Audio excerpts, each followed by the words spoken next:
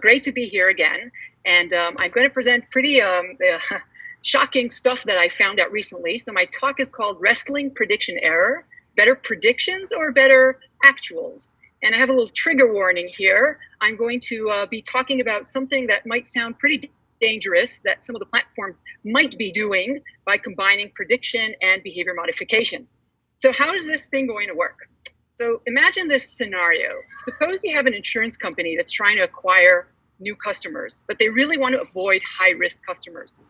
At the same time, you have an internet platform, Facebook, Uber, Google, one of the big ones, that wants to sell their users' predicted risk scores to the insurance company. So how can this internet platform convince the insurance company that their predictions are actually good? Suppose the platform does the following. First of all, they go and generate risk scores.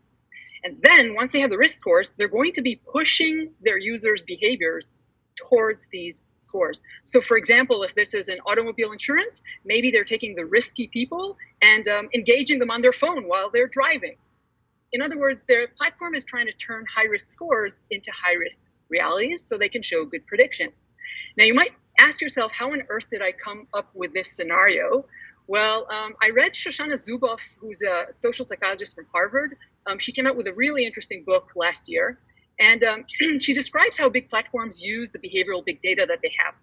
A lot of the data is used internally for improving services, etc. But then there's a huge amount that's called surplus that is being sold to third parties, not as raw data, but in the form of what's called prediction products.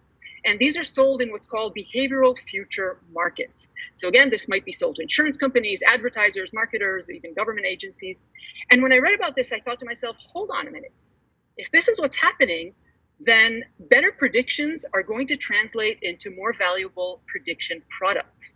So this is changing something very fundamental, the way a data scientist would think.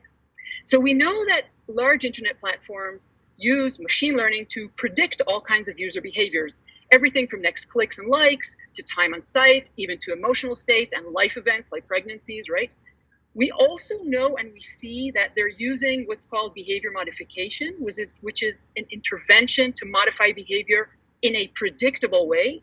And also they're applying that to all these different user behaviors. So let me think, first of all, as just the data scientist. How do I make my predictions better? How do I minimize prediction error? Here's the classic approach. You have data, you have inputs such as X, and you have an outcome that you're interested in, Y. You build a model, F of X, and then you try to make your Y hats, the predictions, as close as you can to the Ys. How do you do that? You build better predictive models, you get better data to train on, but those are your tools. However, once you start bringing in this behavior modification business, we have a whole new slew of things that goes on. Now, these two disciplines are kind of different, but you can see on the left-hand side, we have books by people in our community who do more of the predictive stuff.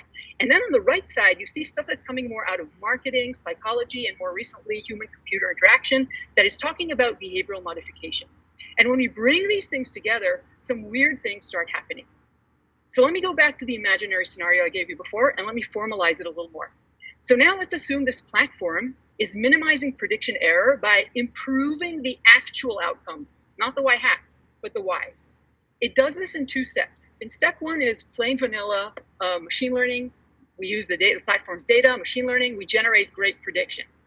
But step two is the behavior modification step, where the platform pushes the outcomes of its users towards these predicted values from step one. And they can use any type of behavior modification functionality. There are a whole slew of techniques, from nudging to herding and operant conditioning. And they can do a great job because they have so much data they can personalize by user profile. And you can personalize all kinds of different pieces. You can personalize the stimuli, the content, the reinforcement type, lots of wonderful tools going on there. So if this was how the machine learning approach works, let me draw a diagram for you of what this new orange part is with the manipulation part. And you can see on the right side, we now have the platform manipulating and pushing the outcomes towards the Y hats, and therefore getting better prediction errors. So you might ask yourself, hold on, why would a platform even do this? So if you start looking at some different views, you'll see that, for example, Douglas Rushkoff wrote in a book called Team Human, and he's a media theorist. He said, you get an example. The better the platform does at making Mary conform to her algorithmically determined destiny, the more the platform can boast both its predictive accuracy and its ability to induce behavior change. Another approach from University of Maryland law professor Frank Pascal, he writes, Facebook's behavioral prediction work is eerie, and he worries how the company could turn algorithmic predictions into self-fulfilling prophecies, since once they've made this prediction, they have a financial interest in making it true. So first of all, the platform does have a strong financial incentive to do this, and we know they have the technical capability. Secondly, even if this is not done at the managerial strategic level, you might have a data science group or a rogue data scientist who is pressed to prove predictive performance and might employ this very nice new strategy. And a third approach is it just happens inadvertently because a lot of these platforms now use these black box algorithms that are using behavior modification. Reinforcement learning is a major one that actually can cause this kind of behavior inadvertently. So now let's assume that this is going on, this strategy is going on, and let's see what kind of questions arise. So one question is, well, can this behavior modification mask poor prediction? In other words, can the platform do a pretty not great job in step one of predictions and still mask it and appear to be creating great predictions? Another question is, can the client, let's say the insurance company, can they infer the real predictive performance if the platform only gives them the manipulated performance? A third question is, if a client is doing routine A/B testing, can they actually detect this scheme? This is a question Foster Provost asked me. And a fourth question is, what's the role of personalization in this whole strategy? So to try and answer these questions, I was going to use the classic tool of expected prediction error decomposition, where the typical one is the EPE is just the expected value of y minus y hat square for new observations. But the problem now is that my y's are not the actual outcomes, they're the manipulated outcomes. And when this happens, I don't have a vocabulary. So the statistical challenge here is that in the predictive world, we don't have notation for causal relationships, and in the causal inference world, we don't have notation for predictive relationships. So here's how I did it. So I'm going to start with just the plain prediction approach. Suppose I have an outcome Y with a user profile X, all kinds of predictors, and I assume an underlying function f of x with some noise epsilon. Epsilon has a mean of 0 and variance sigma square. And then I train some model on data, and I have my f hat of x, which is generating the prediction. That's what we do in step one. Now I need some notation for the causal manipulation. So this is where I'm going to use Judea Pearl's do operator. And I don't want to get into any details, but I'm using it in a very superficial way. Do of b means that variable b is intentionally manipulated. You see that y and x do not have a do around them because they are not directly manipulated. And I'm going to be defining this new y tilde, which is the manipulated outcome. And this is the y conditional on do b. B is the platform's behavior, and on x, which is the profile. You can see that I write this as a function g, and g can be completely different from function f. And you also see that I'm now using epsilon tilde, and epsilon tilde might have a mean of 0, but it can have a completely different variance. So this is going to create some interesting results in a moment. And now you can see how my picture from before fits in. So on the right-hand side, I have the do b, the behavior of the manipulated behavior of the platform, which pushes the user's mental state, and then in turn creates an observed user behavior that is manipulated and hopefully closer to the predictions. Now, once I have this notation, I can actually derive the EPE tilde.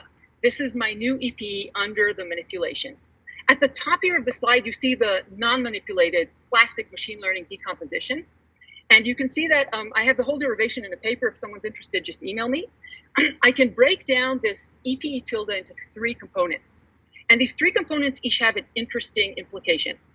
So if you look at the middle part, Kate plus bias, this is the conditional average treatment effect, or the conditional average behavior modification magnitude, if you want. And you can see that that exactly can counter the bias of the predictive algorithm. If Kate is exactly equal to minus bias, you zero out this term. But you actually don't even need it to be exactly minus bias. As long as it has the opposite sign and is within 0 to bias, you're shrinking down this component. On the right side, we have the variance of the predictive algorithm, and this component is identical to the one in the top formula without modification. So here again, a larger sample will usually improve things, and different algorithms have smaller or larger variance. And third piece interesting on the left side is sigma tilde square. And notice that what this means is that a behavior modification has the potential not only to reduce or to bring the outcomes closer to the predictions, but it will also make potentially outcomes of different people with the same profile more similar or more homogeneous. So we have these two interesting effects of what the behavior modification might be doing to the EPE. Let me give you a nice little example here to showcase the bias-Kate interplay. So suppose that we're trying to predict risk scores of drivers. Risk is on the y-axis and the daily distance is on the x-axis. And the longer you're driving, then the risk is a little higher. The true function is this curvy linear f, and the linear line is your algorithm. Suppose we have tons of data, so no variance.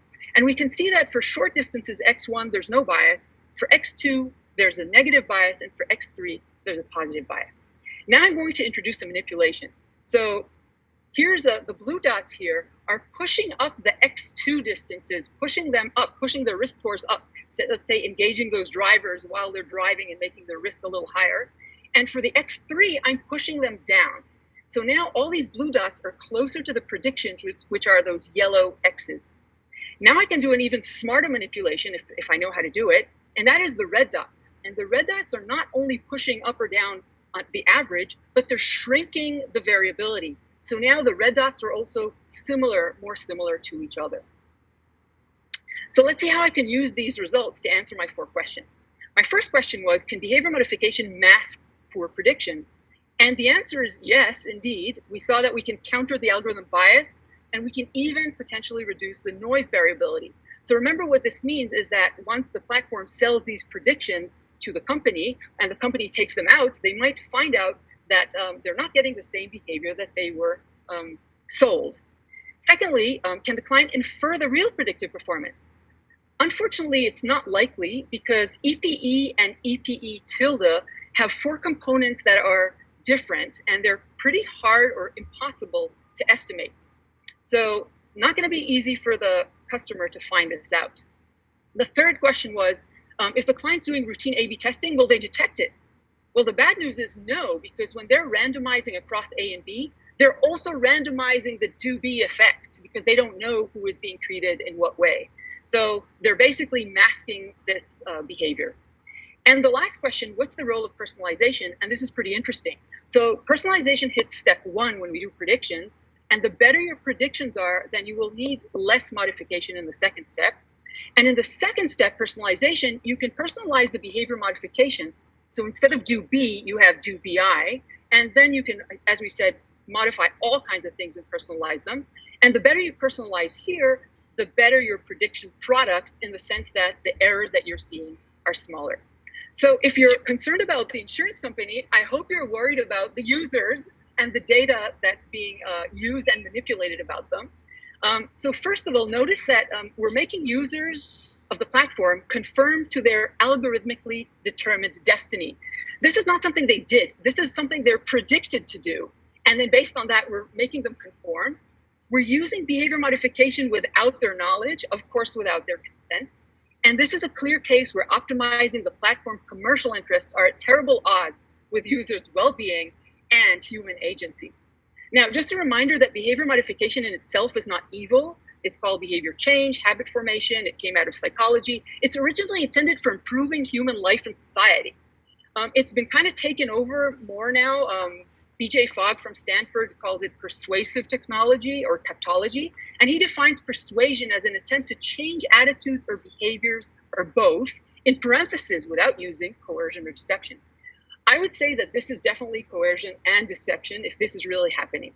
So to close up, in summary, I gave you an imaginary scenario. I have no proof that this is happening, but I have shown you why there's strong financial incentives there, why it's possible, probably probable. The approach is probably absent from our literature because as academics, we don't typically manipulate people when we're doing these predictions. We don't minimize error by pushing the Ys. We just improve the Y hats. This scenario combines prediction and causal intervention, and we don't typically have a language or a vocabulary to do analysis with both. So what I introduced here is how I bring in Pearl's do operator, and that allows me to analyze things like the expected prediction error, and with that, uncover a lot of serious implications for clients and data subjects. So thank you very much.